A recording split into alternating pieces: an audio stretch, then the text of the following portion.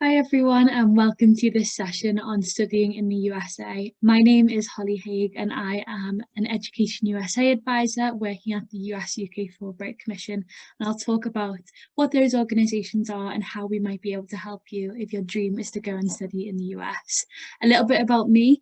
I did my undergraduate degree in the US and I'm originally from Liverpool, so it is absolutely possible for British students to go and study in the US, and thousands of British students do each and every year. So let's dive right in.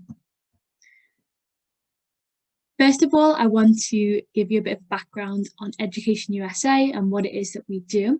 So here at Education USA, we are the official source of US study information here in the UK, and we provide free, up-to-date and non-biased information about the admissions process. So if it is your dream to go to the US, we are here to help, and you can always send us an email or get in touch with us via our phone line after this, and I'll tell you about how to do that in just a moment. Okay, so why might you want to study in the US? Obviously, there's lots of great opportunities here in the UK, but why study in the US? On screen, I've got just 6 of the top main reasons why students from the UK often choose to go to the US, but you might have your own reasons that you're interested in this as well. First of all is the reputation and variety of institutions. In the US, there's over 4,500 universities offering undergraduate programs as compared to about 120 here in the UK. So straight away, there's a lot of variety, a lot to choose from. And with that, there's a lot of different personalities that come across at different US universities. Next up, we've got campus life again. You might have seen it in films, really getting that cultural experience of studying in a different place, and often have really, rich campus lives where you can be involved in extracurricular activities, research, you name it, there will be that opportunity for you. Another reason lots of students are interested in US study is academic flexibility. Rather than just picking one subject in the US, you're often studying a range of different subjects through what is called the liberal arts curriculum as part of your undergraduate degree. So that might be interesting to you. Next up, we've got funding opportunities, which I'll talk a little bit more about later on in this presentation, but it can be a common misconception that US study is always very expensive, but there is a plethora of funding opportunities available to you, particularly if you are flexible about where it is that you apply. And then just up here, we've got employment opportunities.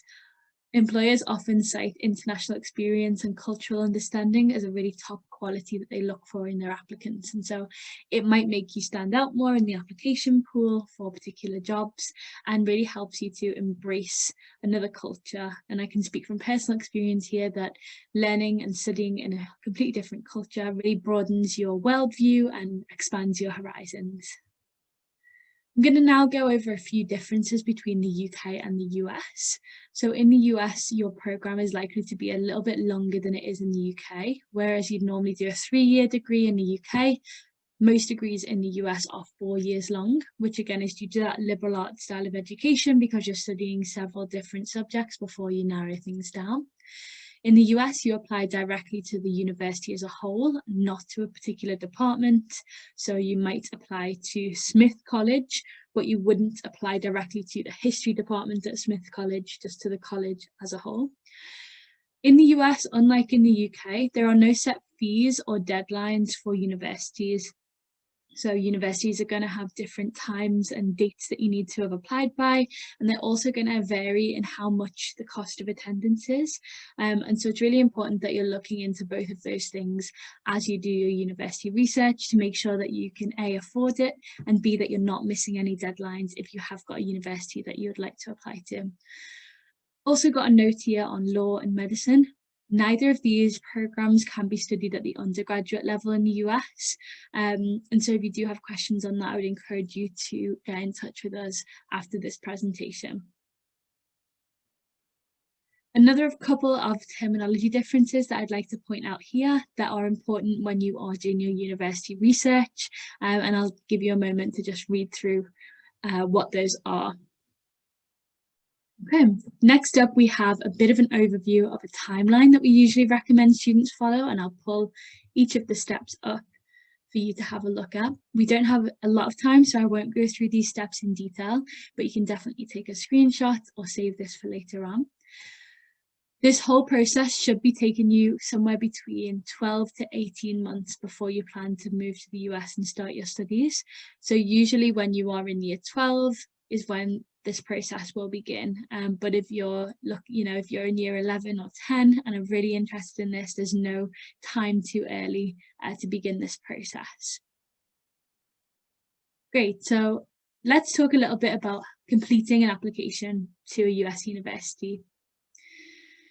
Each university is going to vary in what it asks for from its applicants, but on the whole, here is a bit of an overview of what most universities will ask for as part of the application process.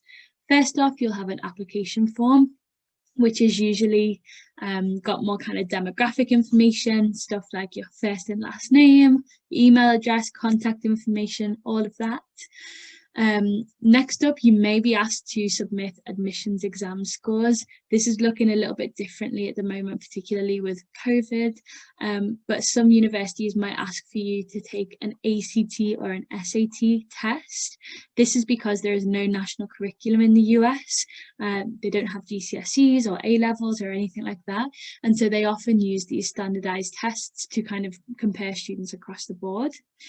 They might then also ask for a transcript, which is a document that will come from your school and list any official qualifications that you've earned in external exams. Also have between 2 to 3 essays per university, and these are very different to what we're used to in kind of a UCAS personal statement. Instead, they will be very personal essays and require quite a bit of reflection, and you can find more information on these on the university websites and in their application processes. Next up, you'll have 2 to 3 recommendation letters, which will come from 2 to 3 teachers at your school, and you want to pick teachers who know you both well inside and outside of the classroom. And finally, each university sets its own application fee. Some universities don't have this. Others, it might be about $50 to $100 per application. But please know as well that if it poses an access barrier for you to apply, that many universities offer what is called an application fee waiver, which means that you don't have to pay to apply. So definitely, if that's something that's applicable to your needs, definitely look into that and see if your school can help you out with that. So beyond these kinds of materials, what are universities looking for in their ideal applicant? In the US, universities take what is called a holistic review of applicants. This means that they're not just looking for perfect grades in an applicant or anything like that. They are very much interested in you as a whole and what it is that interests you, what excites you, why you want to study at their university. So, of course, still academics are important, like they are here in the UK. So they are going to be looking at your GCSEs and A-level or equivalent results, but they're also going to be looking for your academic fit. So for example, if you were applying to NYU, they would want to know, why do you want to study at NYU rather than Columbia? You know, not just why do you want to study in New York, for example, but why is that university a good fit for what you want to achieve, and how can you enhance their campus culture as well? Beyond this, they'll also be looking at your extracurricular involvement and your personal attributes as a result. So extracurriculars are anything that you spend your time on outside of the classroom. So it might be that you play a sport or a musical instrument, perhaps you volunteer in your local community, or it might be that you've got a YouTube channel or you've got 100,000 followers on TikTok. Whatever it is that you do in your spare time that is impactful, universities want to know about that, and through that they'll also assess your personal attributes. So it might be that you are a leader, it might be that you know, you're very funny and witty, or you are very musical. They'll want to know these in order to evaluate you as a whole person. Great, so I'm now going to talk a little bit about funding your studies. This is one of the things we get most asked about at Education USA, because as I mentioned earlier, there can be this misconception that US study is always very expensive. It doesn't always have to be the case. There are lots of funding opportunities available in the US, but it really does require that you put in that time to research universities that are out there and to be flexible about where it is you apply to stand the best chance at securing both admission and funding. There are 4 main sources of funding that universities will look to in order to help fund your studies. First off is personal and family funds. Here in the UK, we have a very loans-based system, which doesn't really exist in the US in the same way. Instead, the US has a really big culture of expecting that families will contribute to the studies of their children. And so just to be aware that the US universities will first and foremost expect that your family or perhaps you contribute towards your studies in whatever way that you can. Next up, and ideally the best type of funding that you can access, is from US universities themselves. We'll talk about this in a bit more depth in the next slide. There are also what are called external funding bodies, which are charities, organisations, businesses who have a vested interest in students of a particular set of characteristics. So it might be that they're looking at women in STEM from the northeast of England. And so they might want for women with those characteristics to be able to go and study in the US. So that's the type of thing that you're looking for. And then finally, our loans. Now, we caution that this be the absolute last resort once you've already exhausted the first three sources of funding, because you are unable to transfer a UK student loan with you to the US. And unless you have US permanent residency or citizenship, you're not able to take out a US student loan. So you can take out third-party UK loans, but I encourage you to seek out professional financial advice if you are going to go down that route, because they can have high interest rates and long payback terms. I said I would talk a little bit more in depth about university funding. There are two main types of university funding that you will see as an international student. First off is need-based financial aid. This takes into account your family's ability to contribute to your studies and aims to bridge whatever gap there is between the cost of attendance and your family's contribution. So for example, if a university costs $50,000 a year, the university will look at your financial aid application and they would calculate perhaps that you could reasonably afford $5,000 towards that $50,000 a year. You're then left with this $45,000 gap, and the US university will try its very best to meet that $45,000 in the best way that they can through need-based financial aid. And need-based financial aid is essentially a grant, so you don't need to pay that back. It's essentially free money that the university makes an investment in you and says, we really want you to come to our campus, so here is the money that you need to make it happen. Note that not all universities can offer international student funding, and that the universities are going to vary in how much funding they do have on offer. So some will say that they can meet 100% of your demonstrated need, which would be $45,000 in the example. Some might only be able to meet 50% of that, or 20% of that, or 80% of that. So you want to be really careful when you're looking into this on the university website as you do your research. Next up are merit-based scholarships, which are scholarships that are based on a particular merit. Maybe you play the clarinet and the university are looking for someone who plays the clarinet to join their orchestra. Perhaps you are a leader in a particular area in your school and they are looking for a leadership scholar at their university. So those types of things are going to vary again from university to university, just based on which scholarships are available. And finally, we've got sports scholarships. We don't have enough time to talk in depth about them today, but do check out our website because we have a whole webinar on this, as well as several resources that can help you if you're interested in sports scholarships. Okay, so that was a very brief overview of some of the main things to keep in mind when considering US study.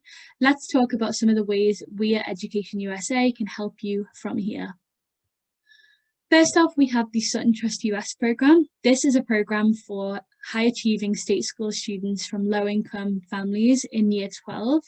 And it's a program that supports students really in detail through the US application process. Perhaps the best part about this program is it's completely free for all students who are accepted.